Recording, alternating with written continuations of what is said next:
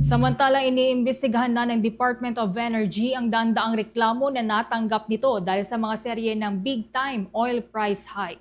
Ayon kay Department of Energy Secretary Sharon Garin, kaliwat ka ng reklamo na ang natatanggap ng kanilang binuksan na gas station concerns feature sa eGov.ph sa tulong na rin ng Department of Information and Communications Technology. Sa katunayan anya, noong nakalipas na linggo, bago pa man naging epektibo ang double-digit na price hike, ay halos 100 concerns na ang natanggap ng ahensya. Lahat ng ito anya ay sinuri at iniimbestigahan na ng kagawaran. Sa isang pagkakataon naman, mga personnel mismo ng Department of Energy ang nagtungo sa mga inirereklamong istasyon upang magsagawa ng pagsisiyasat habang may ilang pagkakataon ding ang mga pulis na ang nagsasagawa ng investigasyon. Simula noon, lalo pang lumobo ang mga reklamo kung saan marami dito ay dahil po yan sa mataas na presyo ng mga produkto na hindi akma sa makatwirang price range. Hanggang sa kalagitnaan nga po ng linggong ito, ayon kay Secretary Garin, umabot na sa 500 reklamo ang kanilang natanggap at patuloy nila itong inaaksyonan. Just for an example, over the weekend we received about 85 complaints, and then we investigated. We went, the Department of Energy went there, or the Philippine National Police, or even the mayors.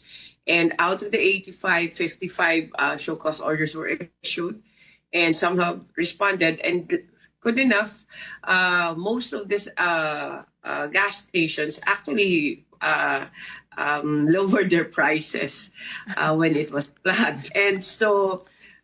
But now, since we have informed the public that they should file their complaints through eGov, which is under DICT, we now have about 500 complaints. Aminado rin ang kalihim ng Department of Energy na kulang ang manpower ng ahensya para puntahan ang lahat ng mga lugar na may gasolinahang inirereklamo. Dahil dito, nakipag-ugnayan na ang ahensya sa Department of Trade and Industry maging sa law enforcement agencies upang tulungan ang Energy Department na magsagawa ng beripikasyon sa mga naturang reklamo. Ang ilan sa mga inirereklamo na unang pinadalhan ng show cause order ayon kay Secretary Garin ay nagpadala na rin ng kanilang paliwanag.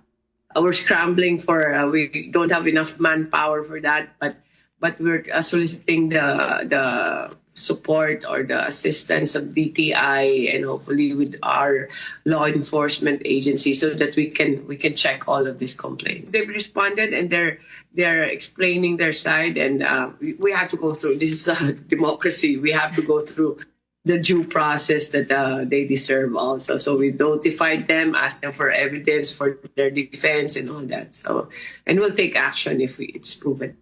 Inyo pong napakinggan si Department of Energy Secretary Sharon Garin.